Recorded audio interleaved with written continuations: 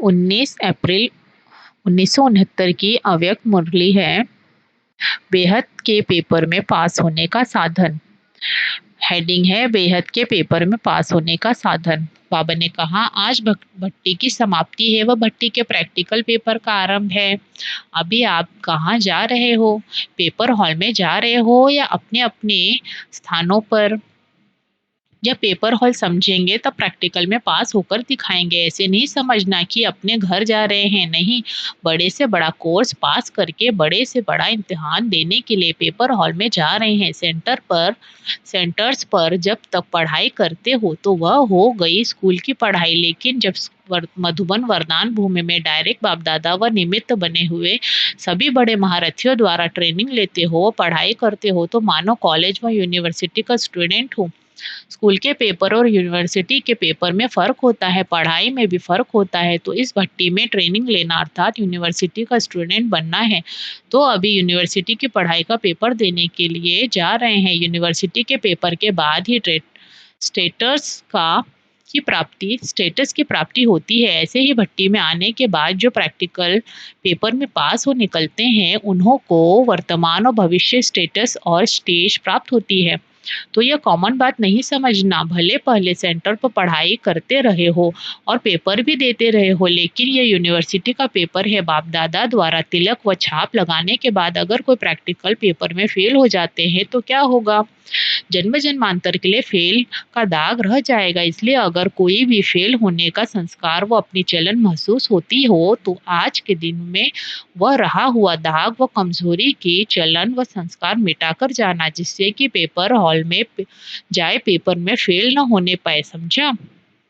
वह पेपर तो दे दिया, वह तो सहज है, लेकिन फाइनल नंबर व मार्क्स प्रैक्टिकल पेपर के बाद ही मिलते हैं। तो यह स्मृति और दृष्टि दोनों को परिवर्तन में लाकर जाना है। स्मृति में क्या रहे कि हर सेकंड में मेरा पेपर हो रहा है। दृष्टि में क्या रहे कि पढ़ाने वाला बाप और पढ़ने वाला मैं, स्टूडेंट आत्मा हूँ। यह स्मृति, वृत्ति और दृष्टि बदल कर जाने से फेल नहीं होंगे, लेकिन फुल पास होंगे। तो भट्टी कोई साधारण बात नहीं समझना। यह भट्टी की छाप और तिलक सदा कायम रखना है। जैसे यूनिवर्सिटी का सर्टिफिकेट सर्विस दिलाता है, पद की प्राप्ति कराता है, ऐसे ही यह भट्टी का तिलक व छाप सदा अपने पास प्रैक्टिकल में कायम रखना। यह बड़े से बड़ा सर्टिफिकेट है। जिसको सर्टिफिकेट नहीं होता है वह कभी भी कोई स्टेटस नहीं पा सकते। इस रीति से यह भी एक सर्टिफिकेट है। भविष्य व वर्तमान पद की प्राप्ति व सफलता का सर्टिफिकेट है। सर्टिफिकेट को सदैव संभाला जाता है, अलबेलेपन से खो जाता है। कभी भी माया के अधीन यानी वश होकर पुरुषार्थ में अलबेलापन नहीं लाना, नहीं तो आप समझेंगे हमको सर्टिफिकेट है, लेकिन माया व रावण सर्टिफिकेट चुरा लेती है। जैसे आजकल के डाकू व पॉकेट काटने वाले ऐसा युक्ति से काम करते हैं, जो बाहर से कुछ भी पता नहीं पड़ता है, अंदर खाली हो जाता है। इसी प्रकार अगर पुरुषार्थ में अलबेलापन लाया तो रावण अंदर ही अंदर सर्टिफिकेट चुरा लेगा और आप स्टेटस पा नहीं सकेंगे। इसलिए अटेंशन। समझा? यह ग्रुप सर्विसेबल तो है, अभी क्या बनना है? जैसे सर्विसेबल हो वैसे ही अभी सर्विस में एक तो त्रिकालदर्शीपन का सेंस भरा है और दूसरा रूहानियत का इसेंस भरना है। एक तो त्रिकालदर्शीपन का सेंस भरना है और दूसरा रूहानियत का इसेंस भरना है। तब तीनों बातें मिल जाएंगी, सर्विस, सेंस और इसेंस। इसेंस सूक्ष्म होता है ना, तो यह रूहानियत का इसेंस और त्रिकालदर्शीपन का सेंस भरने से सर्विसेबल के साथ सक्सेसफुल हो जाएंगे। तो सेंस और इसेंस कहाँ तक हर एक ने अपने अंदर भरा है वह चेक करना है। अभी समय है। जैसे पेपर हॉल में जाने से पहले 2 घंटे आगे भी तैयारी करके जाते हैं, आपको भी पेपर हॉल में जाने के पहले अपने को तैयार करने के लिए अभी समय है। जैसे सुनाया था कि ब्रह्मा कुमार के साथ में तपस्वी कुमार भी दिखाई दे। वह अपने नयनों में, चेहरे में रूहानियत धारण किए है। जो जाते ही अलौकिक न्यारे और समय के प्यारे नजर आओ। न सिर्फ भट्टी वालों को, लेकिन जो भी मधुबन में आते हैं उन सभी को यह धारणाएं विशेष रूप से करनी है। भट्टी सक्सेस रही। इन्हों की पढ़ाई की रफ्तार से आप संतुष्ट हो? आप भट्टी की पढ़ाई से अपने पुरुषार्थ में संतुष्ट हुए? खुश रहा तो नहीं है ना? अभी न रहा है, फिर कब रहेगा क्या?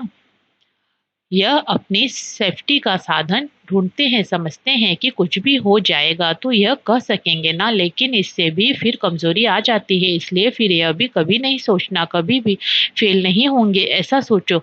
अभी भी है और जन्म-जन्मांतर की गारंटी, कभी भी फ़ेल नहीं होंगे। इसको कहा जाता है फुल पास। कुमारों की विशेषता है कि जो चाहे वो कर सकते हैं। यह विल पावर ज़रूर है, लेकिन हर संकल्प और हर सेकंड विल करने की विल पावर चाहिए। बच्चे को सभी विल किया जाता है ना, जो कुछ होता है वो विल करते हैं। तो आप लोग भी वारिस बनाते हो और बनते भी हो, तो जैसे और विल पावर है वैसे सभी कुछ विल करने की विल पावर चाहिए। यह यहाँ से भरकर जाना, जब सभी कुछ विल कर दिया तो क्या बन जाएंगे?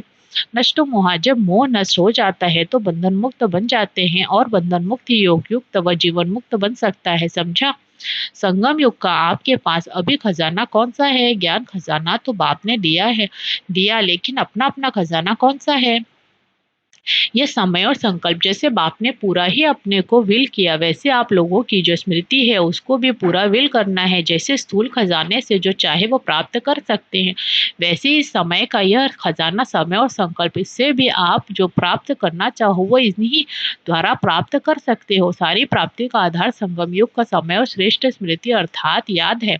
यही खजाना है, इसको ही विल करना है। पूरा ही विल करके जा रहे हो या कुछ जेब खर्च रखा है? आई विल के लिए थोड़ा बहुत कोने में छिपा कर तो नहीं रखा है? जेब बिल्कुल खाली है। कुमारों ने एक गीत बाबा को सुनाया। आजकल तो मधुबन का हर कोना खाली नहीं है, लेकिन हर स्थान पर सितारों की रिमझिम नजर आती है। तो खाली क्यों कहते हो? जब सूर्य व्यस्त व्यक्त से अव्यक्त होता है तब सितारे स्पष्ट दिखाई देते हैं। तो बाप व्यक्त से अव्यक्त हुए हैं विश्व को सितारों के रिमझिम दिखाने के लिए। तो खाली क्यों कहेंगे? स्थूल सूर्य को कहते हैं अस्त हो गया, लेकिन यह ज्ञान सूर्य व्यक्त से अव्यक्त रूप है, लेकिन सितारों के साथ है। साकार रूप से सदा साथी नहीं बन सकते। साकार में होते हुए भी सदा साथ में रहने के लिए अव्यक्त स्थिति और अव्यक्त साथी समझते थे। तो अब भी सदा साथ अव्यक्त रूप में ही हो सकता है, क्योंकि अव्यक्त रूप व्यक्त शरीर के बंधन से मुक्त है। तो आप सभी को भी सदा साथ देने के लिए, इस शरीर की स्मृति से दूर करने के लिए यह अव्यक्त पाठ चल रहा है। बाप दादा तो हर समय सर्व बच्चों के साथ है ही। पहले पहले एक गीत बनाया था कि क्यों हो अधीर माता, यह गीत बहनों ने सुनाया। अभी भी हर एक का सदा साथी हूँ, लेकिन जो चाहे अनुभव करे। अभी अनुभव करने के लिए जैसे बाप अव्यक्त है, वैसे अव्यक्त बन करके ही अनुभव कर सकते हो। यह अलौकिक अनुभव करने के लिए सदा व्यक्त भाव से परे व्यक्त देश की स्मृति से उपराम अर्थात साक्षी बनने से ही हर समय साथ का अनुभव कर पाएंगे, समझा? अच्छा, ओम शांति।